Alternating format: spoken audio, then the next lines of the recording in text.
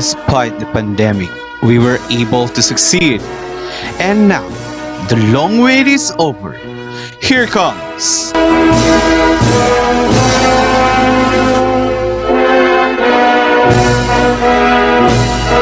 Dicabasan Elementary School Virtual Graduation and Moving Up Ceremony, School Year 2020-2021.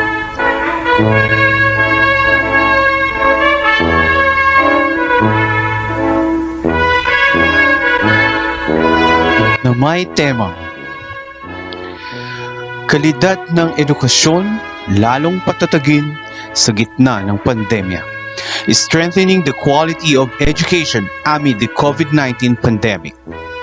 Dicabasan Elementary School Moving Up and Graduation Ceremony.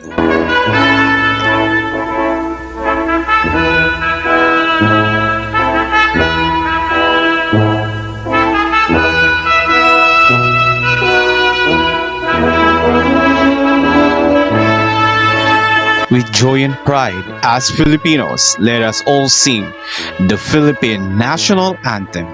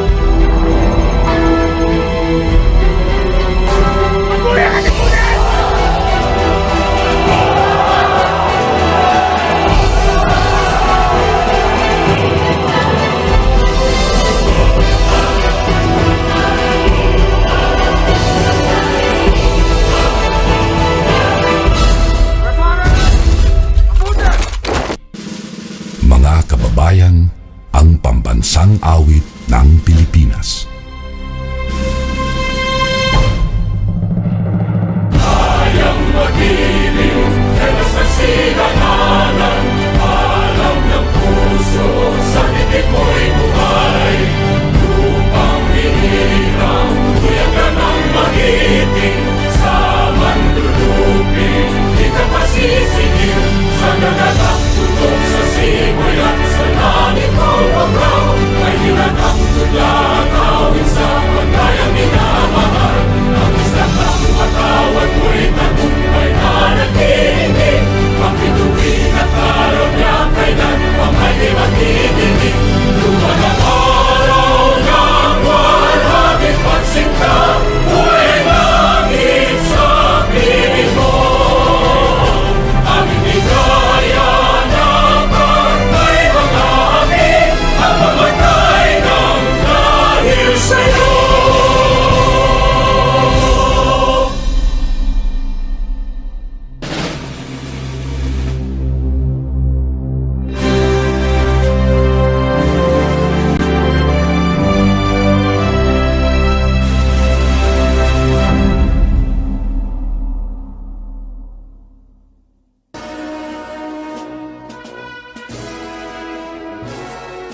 Now, let us offer this wonderful day to our Father Almighty and ask for His divine guidance through an opening prayer to be led by Ma'am Geraldine S. Barangan, Grade 1 Advisor.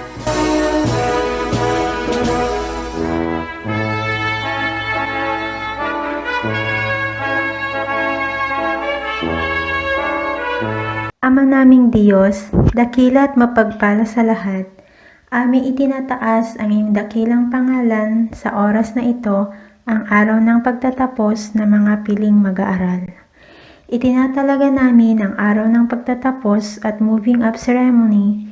Nawa ay madama ng bawat isa ang iyong presensya sa pasimula hanggang sa matapos ang aming programa. Panginoon, kami ay lubos na nagagalak at nagpapasalamat na nakamit ng mga batang ito ang simula at unang yugto ng kanilang tagumpay. Panginoong Diyos, inilalapit namin ang mga magsisipagtapos na patuloy silang ingatan, gabayan at pagpalain sa susunod na yugto ng kanilang tatahakin sa buhay.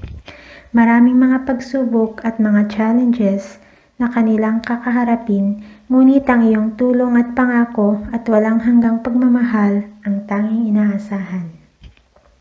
Ipagkaloob, Panginoon, ang karunungan na nagmumula sa kaitaasan upang sa kanilang mga desisyon at mga gawain ay alinsunod lamang sa iyong kalooban. Pagpalain ang mga batang ito na makamit ang tunay na katagumpayan ng kanilang pagsisikap upang maabot ang mas mataas na pangarap sa buhay. Sa pangalan ni Jesus na aming tagapagligtas. Amen.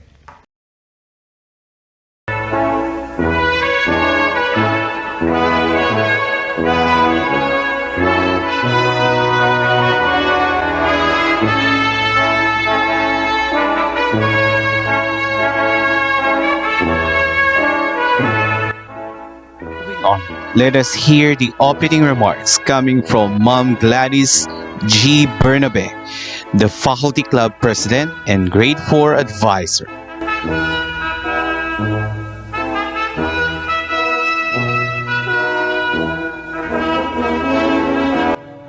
Sa ating Schools Division Superintendent, Ma'am Catalina P. Paez, sa aming Public School District Supervisor, Sir Jeffrey Resueño, sa aming ulong guro, Ma'am Nelly P. Francisco, mga kasamahang guro, mga panauhin, mga magulang, graduates and completers, isang mabiyayang araw po sa inyong lahat.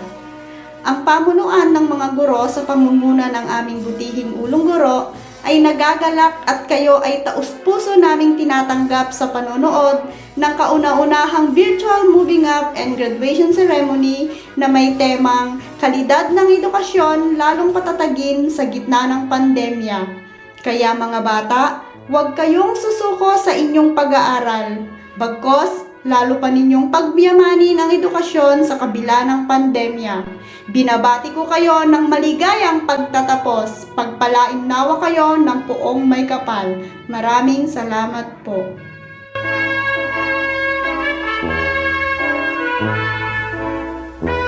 And now, let us listen to the inspirational message coming from the Secretary of the Department of Education, Ma'am Leonor Magtolis Briones.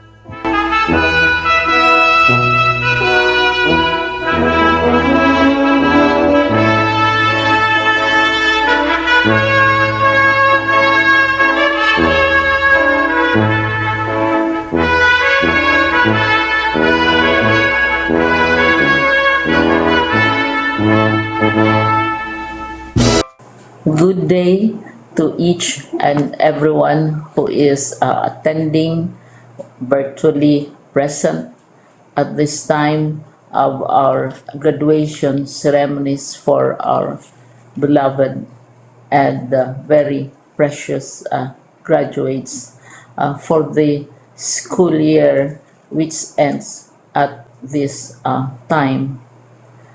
First of all, I'd like to greet the parents and family members without whose sacrifices, whose reminders, and whose participation in the learning process for our graduates have resulted in this culmination program. This year, your role has changed drastically, where we've always believed that the matter of educating our children rests nearly exclusively on our teachers and our staff. This time, you parents, you family members, you who are in the households of our learners have expanded your role and contributed to this wonderful day. wherein finally, our learners are graduating in this culmination exercise. So congratulations, because this year has not been very easy, has not been a picnic for our teachers, for our family members, as well, especially the parents, mothers, fathers, sisters, brothers, and all who have contributed to the achievement of our learners at this time. So, maraming salamat at congratulations, parents and family members. Mas malaki ang role ninyo at this time compared to earlier graduation exercises.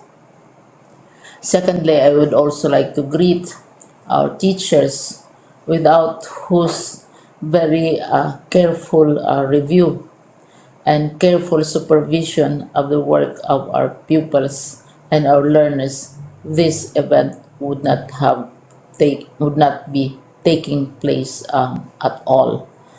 And so thank you, teachers. Your role has also expanded, in addition to seeing to it that the modules are faithfully followed, the assignments are correctly implemented, and the learners are truly learning.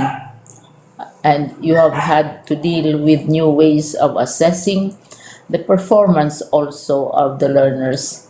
So congratulations, teachers, for enduring, for your patience, for your love for our learners, and your willingness to engage in a way and methods of teaching which are different from those which are used to. Assessment must have been especially difficult for you, especially since you were not able to see most of the time our students in face-to-face meetings, and most of the meetings, of course, were virtual.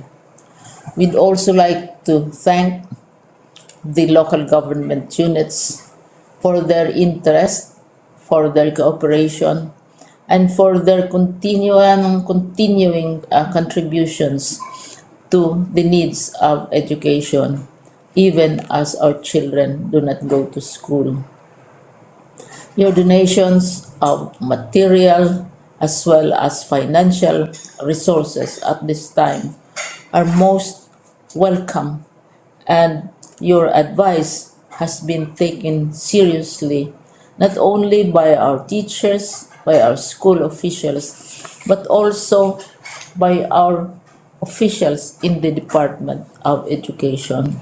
We continually talk with local government units, especially in times of disaster, in times of great need for classrooms, for space, and for responses to unforeseen emergencies.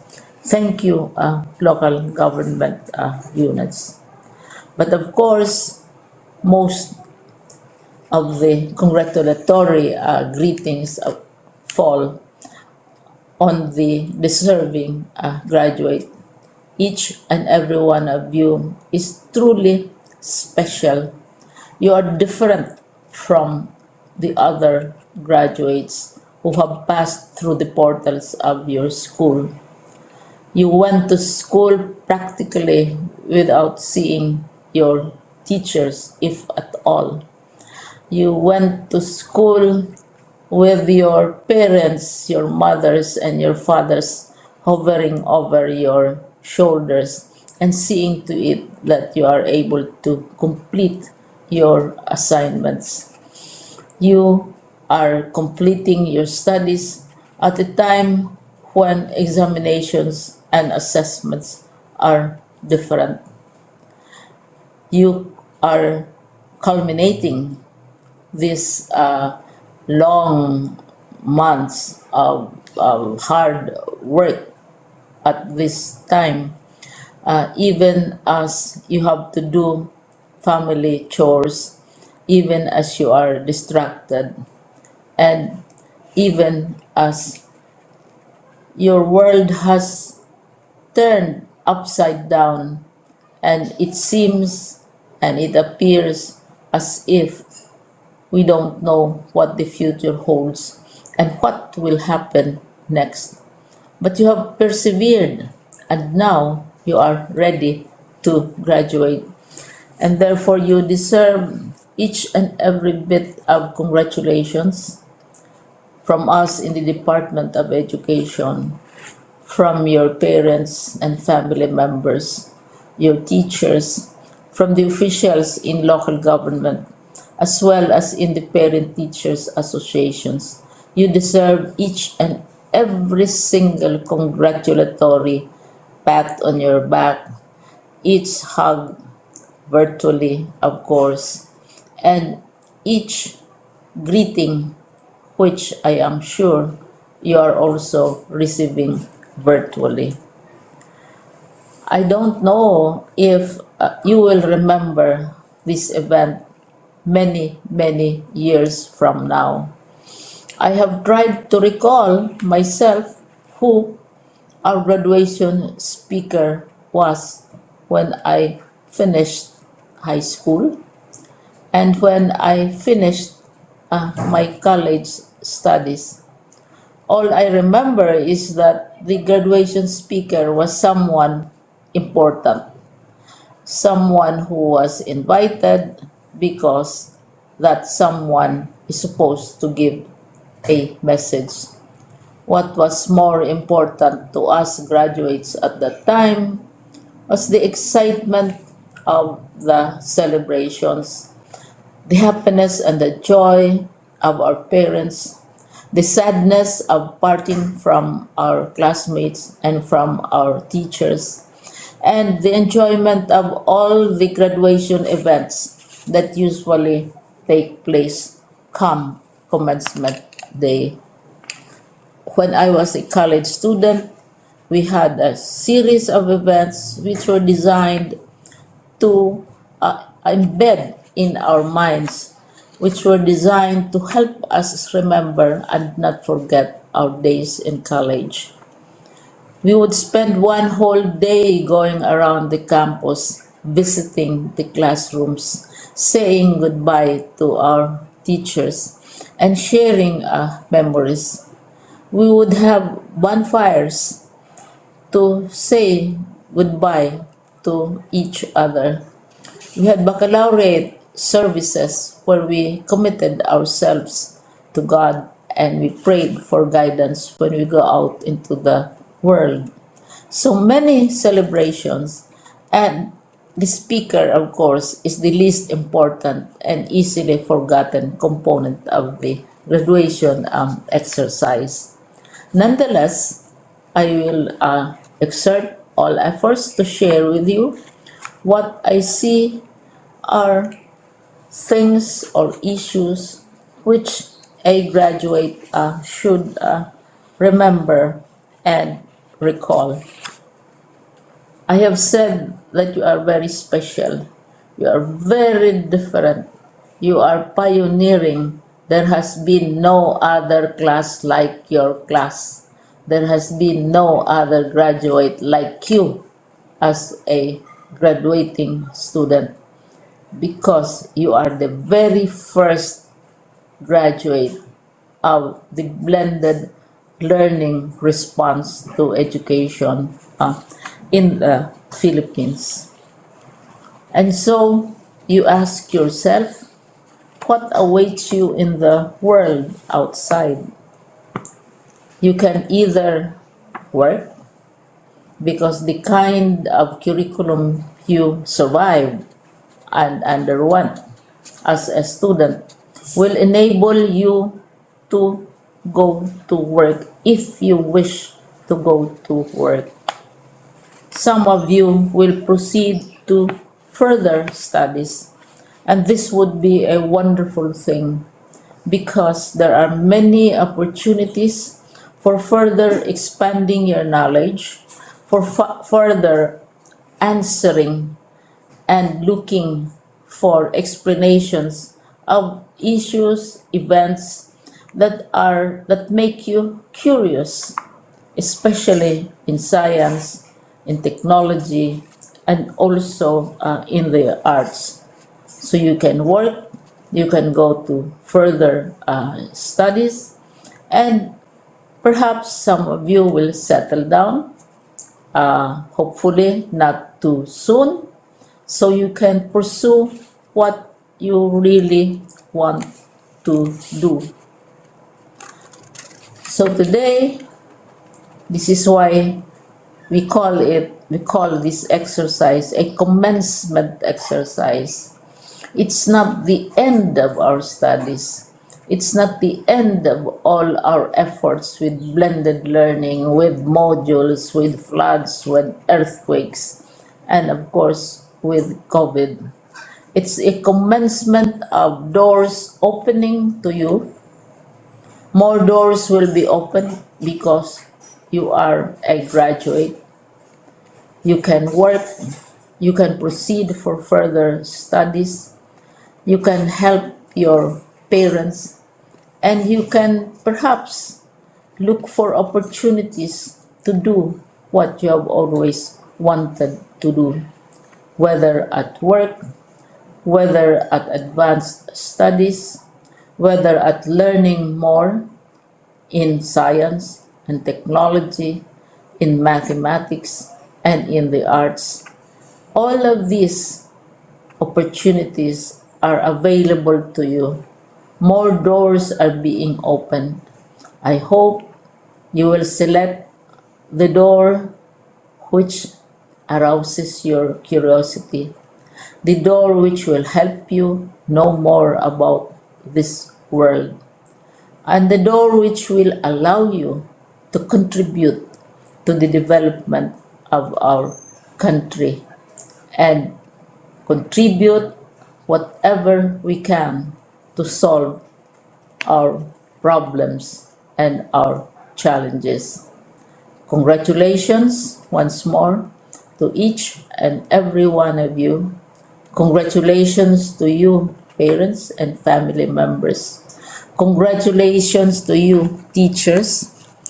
When I was chair of the board of Silliman University, each time we had graduation ceremonies, during the baccalaureate and during commencement itself, I would cry. I would cry because you are sending out into the world a new batch of graduates, and we want to be sure that what is awaiting them is appropriate. We want to be sure that they are ready for what awaits them when they select which door to open. And so we tell you, go out to the world, do whatever you want to do. God be with you, and be assured that all of us love each and every one of you. Congratulations.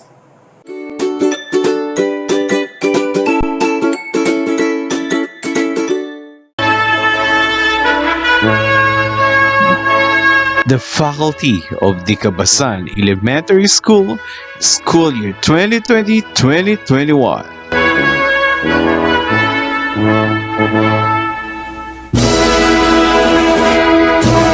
Kindergarten Advisor, Ma'am Wilma V. Carriaga.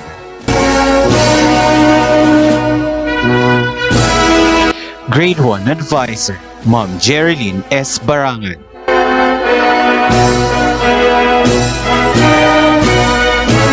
Grade 2 Advisor, Ma'am Disaline D. Chongan.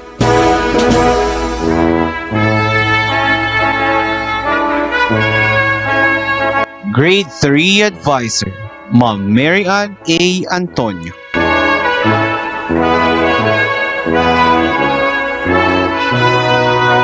Grade 4 Advisor, Ma'am Gladys G. Bernabe. Grade 5 Advisor, Ma'am Florita P. Salazar.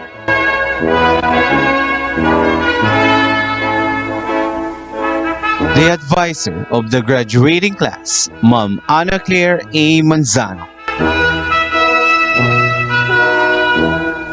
The school head of Dicabasan Elementary School, Ma'am Nelly P. Francisco.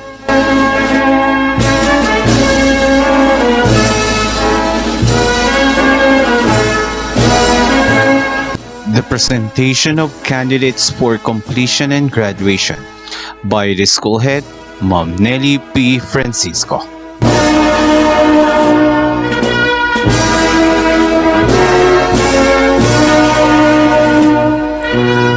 Good afternoon, everyone. I have the honor to present completers and graduates of Dicabasan Elementary School school year 2020 to 2021. Completers, 10 males and 5 females, with a total of 15. Graduates, 10 males and 9 females, with a total of 19. I therefore certify that all of you have satisfactorily completed all the requirements prescribed under the Enhanced Basic Education. May I request to our Schools Division Superintendent, Ma'am Catalina P. Paez, to confirm the completers and graduates.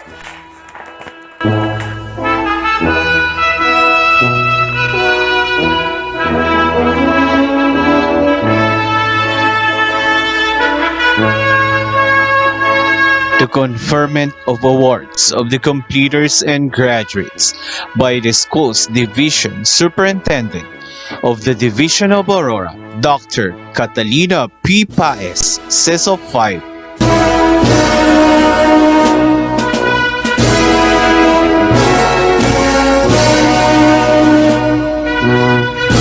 By virtue of the power vested in me by the Honorable Secretary of the Department of Education, Madam Leonor Magtolis Briones, after having been duly certified by your school heads that all of you have satisfactorily completed all the requirements prescribed under the Enhanced Basic Education, I, your school's Division Superintendent, Catalina P. Paez, confirms you completers and graduates for school year 2020-2021. Congratulations!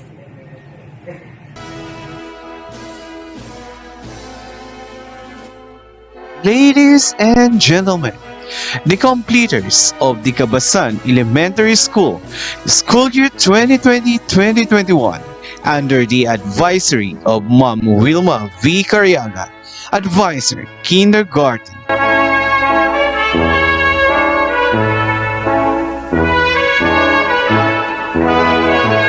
Alcantara, Zach Ezekiel S.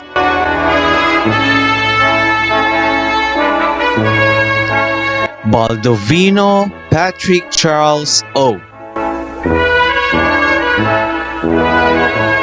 Baras Cash Yandre Z.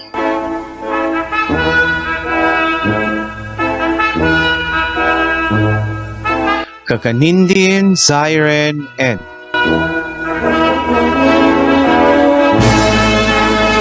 Estrada Adrian T.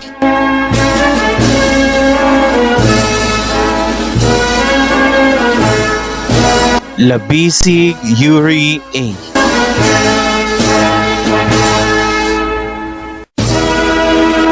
Magas Razel D.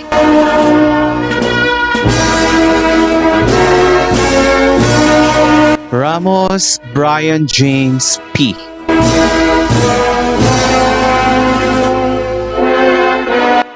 Retirado James Kyle C.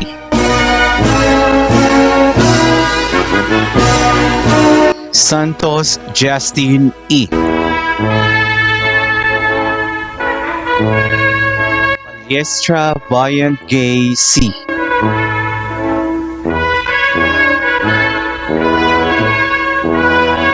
Calderon Geraldine C.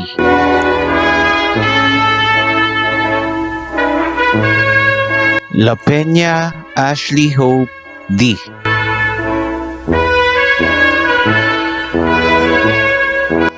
Ramak Irish Glee S. Tabelisma Camille Z.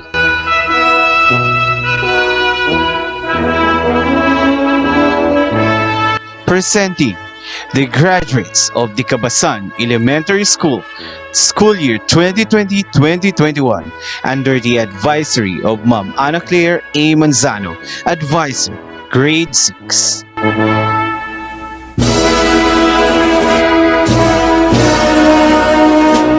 Alcantara Patrick James S. Graduate.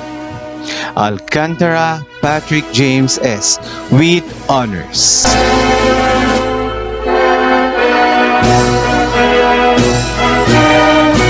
Argalion Raymark C. Graduate. Cartagena Jimwell C. Graduate.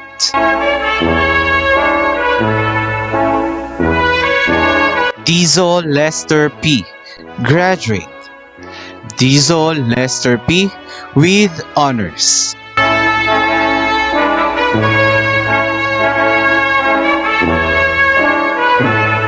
Haravata Rainiel J. C.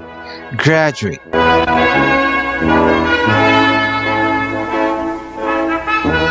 Lorenciano Jade A. Graduate.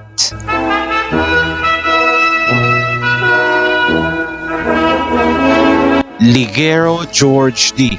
Graduate. Mercado Renz Carl P. Graduate.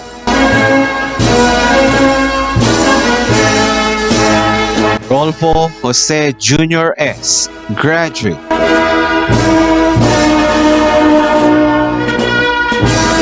Pasqua Daniel M. Graduate. Pasqua Daniel M.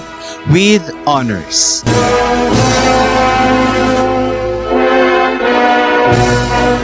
Arshoga Leah Jane B. Graduate.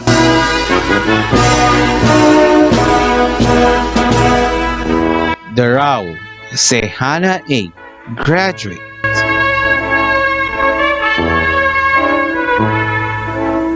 Wego Mariela F. Graduate. Mercado Mia Jamaica P. Graduate.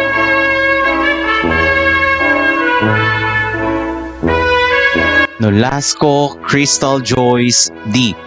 Graduate.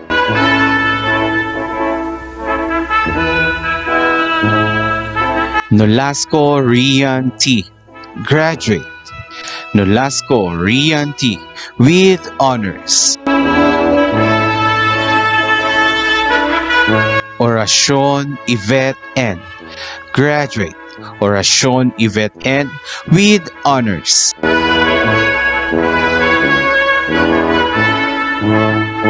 Suminig Princess ICC. Graduate. Suminig Princess ICC with honors. Talanya Jessamay R. Graduate.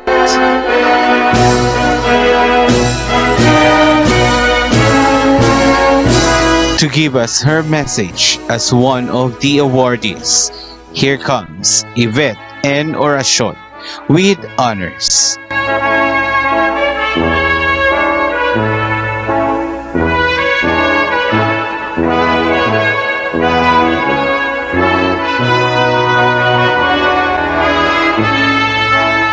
Our guests of honor, parents, friends, schoolmates, co-graduates, teachers, ladies and gentlemen, bonjour! Sa oras na ito, nais kong bigyan ng pagkakataon na magbigay ng mensahe na siyang magiging gabay natin sa pagtahak ng ating pag-aaral sa sekondarya. Isang batang babae na papangalanan nating Nene. Si Nene ay may kapilyuhan minsan. Siya ay nakatira sa isang maliit na bahay kubo kasama ng kanyang lola. Isang araw, nakahuli si Nene ng kapipisang ibon. Dali-dali siyang umuwi, dala ang ibon. Ikinulong ni Nene ang ibon sa kanyang palad upang hindi ito makita ng kanyang lola. At tinanong ito, "Lola, may laman po ang aking mga kamay na ibon. Hulaan niyo po ito kung buhay o hindi." Ngunit ang matanda ay sumagot ng isang napakatalinhagang kasagutan. "Alam mo, Nene, kung sinabi kung buhay ang ibon diyan, hihigpitan mo lang ang iyong kamay para mamatay ang ibon. Pakawalan mo na iyan, anak." So, graduates, nasa mga palad natin ang kapalaran. Ang ibon sa palad ni Nene ay ang ating mga pangarap at tayo ang kumakatawan kay Nene. Huwag nating ikulong ang ating mga pangarap sa mga palad. Ibukas natin ito at hanapin ang lugar na nararapat para sa atin. Today is a memorable day for all of us amid pandemic because we have just succeeded elementary school life. Now, we are about to start a new chapter of our journey, ang pagpasok natin sa mas mataas na level ng edukasyon. Lungkot man na isipin na di mararanasan ang lumakad ng may graduation march sa pag-akyat sa entablado, hindi marinig ang palakpakan ng mga manonood na nakikisaya sa ating tagumpay, ay malaking yaya na rin na tayo ay magkakaroon ng ganitong selebrasyon sa ating pagtatapos dahilan ng pandemic na ating kinakaharap sa ngayon. Ang sarap lang balikan ang alaala nating binuo sa panahong tayo ay sama-sama pang nag-aaral. Kaya isang karangalan sa akin ngayon na makapagsalita upang ipaabot ang pasasalamat sa ating mga guro na mula umpisa ay nandiyan silang gumabay sa atin hanggang sa tayo ay makapagtapos at iiwan na tong paaralang humubog sa atin ang Dicabasan Elementary School. Oo nga't mahirap talagang mag-aral, pero kung ating iisiping mabuti ay mas mahirap ang magturo. Dahil ang ating mga guro ang mga pumuno ng kaalaman sa ating blankong isipan. Ika nga nila ay tabula rasa. Katulad iyan ng isang malinis na bond paper na walang sulat, na habang tayo ay dumadaan sa bawat baitang, ang papel na ito ay nalalagyan ng sulat. At ngayon ang bond paper na ito ay puno na ng sulat. Panahon naman na upang magkaroon ulit ng panibagong malinis na papel upang ito naman ay muling masulatan ng mga kaalaman at karunungan. Mahal naming mga guro, maraming salamat po sa pagiging guro at pagiging magulang ninyo sa amin. Natatandaan namin ngayon, sa panahon kami ay inyong pinapagalitan noon, ay tumimo na sa aming mga puso ang inyong mga pangaral. Ito ay tanda lamang na gusto ninyo kaming matulungan at maiangat ang aming sarili. Lalo po ninyong pinatunayan ang inyong suporta sa aming edukasyon sa panahon ng new normal, dahil naging saksi ang aming mga magulang sa inyong pagpapagal, sa inyong pagpupuyat at pagpiprint ng mga modules at pag-check ng aming mga output at performance tasks at summative test. Tanggapin po ninyo ang aming taos-pusong pasasalamat. Aming mga magulang na nagbigay ng aming pangalan at pagkakakilanlan, nagbigay ng masayang tahanan at sumuporta sa aming edukasyon. Agyaman kami kanyayo mama papa. Amumi tirigat yu nga nangisakad ti panagadalmi, uray agtudtudo dita, agin init nga uray lang makasinit ti pudot na, andun po kayo sa ilalim ng araw at babad po kayo sa tubig, para lang po makapaghanap buhay at maibigay ang aming pangangailangan sa aming pag-aaral. Makabili ng gamit kahit pa konti-konti at may pampauna lamang sa mga school fees. Na-appreciate po namin na tinitiis nyo lahat ng hirap. Mayroon lamang kayong mailagay sa aming mga bulsa upang ito ay aming pang-recess, na minsan naririnig naming sinasabi nyong, "Pang-recess mo anak, imbag lang madi ka mabisbisinin nan ti panangadal mo. Mga katagang kay sarap pakinggan. Minsan pa, pag alam nilang exam na, pinipilit nilang pag-ulamin tayo ng masasarap na ulam. Para daw mas mataas ang makuha natin sa exam with matching na plansado na ang ating mga uniforms. At lalo po ninyong pinatunayan, Mama, Papa, ang sakripisyo nyo po sa amin sa panahon ngayon dahil kayo ang 24 hours teachers namin. Habang kayo ay nagtatrabaho, ay nagawa ninyo ng paraan at nabigyan nyo kami ng oras upang kami ay tulungan sa pagsagot ng aming mga modules. Kayo ay kasama namin sa pag-aaral. Lalo na po sa panahong brownout. Tinatanglawan lamang tayo ng lampara habang sinasagutan ang module, maihabol lang sa deadline nito. Kaya saludo po kami sa inyo, aking papa na nagtatrabaho sa ibang lugar upang maibigay lamang ang aming pangangailangan. Maraming salamat po sa inyo, Papa. Salamat sa pagsasakripisyo mo para kami ay makapag-aral. Kahit hindi mo po namin kayo laging makasama, dahilan ng pandemic na ito, gusto ko pong malaman mo na mahal ka namin at miss na miss ka na din po namin. Ay patuloy nyo kaming samahan sa pagtahak sa susunod na lakbayin. Alam po namin na ito ay inyong responsibilidad na kami ay pag-aralin, ngunit para sa amin po ay higit pa ito sa responsibilidad. Ito ay ang pagmamahal nyo, pagmamahal na hindi namin makikita kanino man. Kaya naman ang inyo pong pangarap ang aming pagiging pangarap. Tanggapin po ninyo ang aming yakap at halik sa inyo bilang pasasalamat. Sa aking mga kaklase ngayon, maraming salamat sa pagbibigay ng kulay sa aking elementary life. Kung wala kayo, kung wala ang ating mga away, tawanan at kopyahan sa quiz at exam, ang buhay natin ay hindi magiging masaya. As of now, let's make goodbye to our old selves and say hello to the new us. Ang iba sa atin ay sa ibang school na mag-aaral, maari ang iba ay may iwanan muna dahil sa hirap ng buhay. Ngunit tandaan sana natin na tayong lahat ay nagiging bahagi ng buhay sa bawat isa. Walang makakalimot ha! Sana kasama pa rin natin ang isa't isa sa pagbuo ng ating mga pangarap. The year's graduation theme is kalidad ng edukasyon, lalong patatagin sa gitna ng pandemya. Ang pagsalubong sa ating Marso noong nakaraang taon ay sobrang nakapagpagulat sa atin. Di man lamang natin naranasan ng umakyat sa stage upang bigyan ng ribbon, ngunit sinalubong naman tayo ng Oktubre. Sasabing, hoy, mag-aral ka na sa pamamagitan ng modular distance learning. Kuman sa ating mga pandinig, ngunit tayo ay nag-adjust at ang ating mga magulang ay nakapag-adjust nga. At ito ang bunga ng nakapagtagumpayan natin, ang MDL. Alam ko marami sa atin ang nagsagawa ng MDL, ngunit sa bawat pagsuko natin, nariyan ang ating mga kaagapay, si teacher at si mama. Sa mga bawat pagsuko natin, nariyan ang ating mga kaagapay.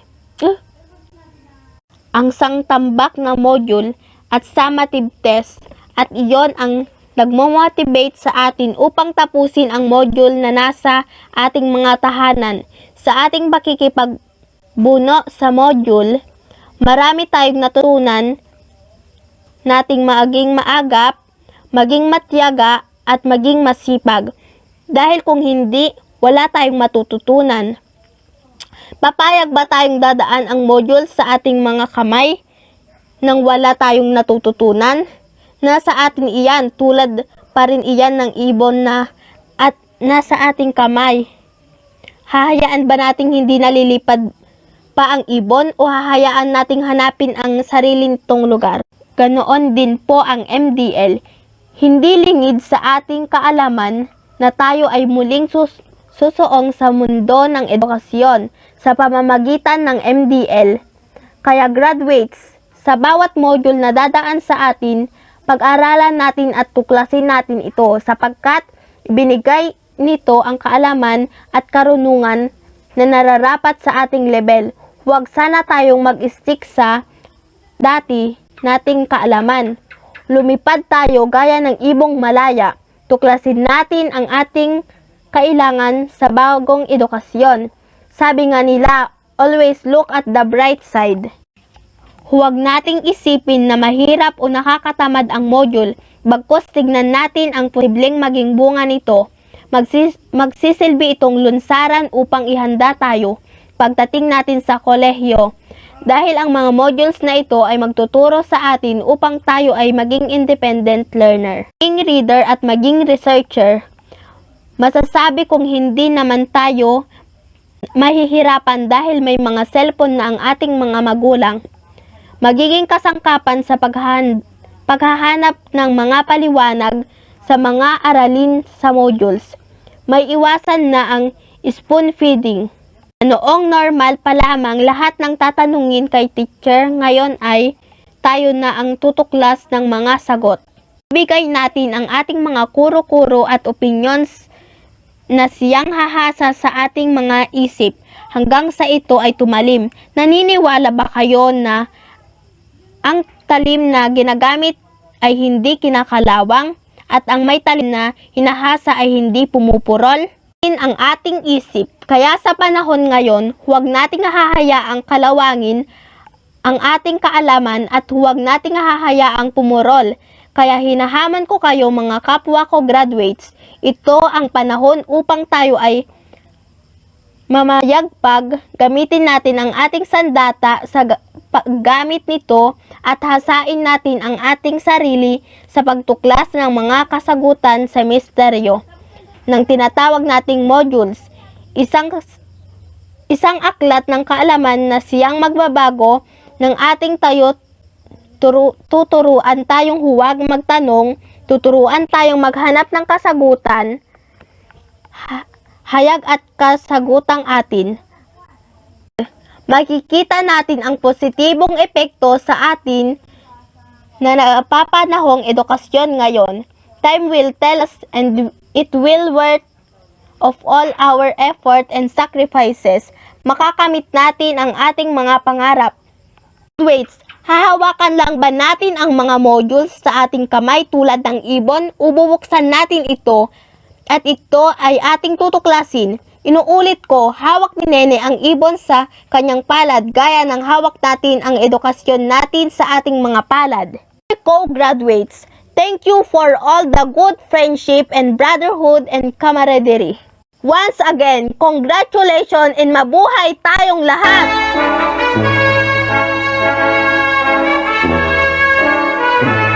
To give us the closing remarks, here comes the advisor of the graduating class, Ma'am Ana Claire A. Manzano.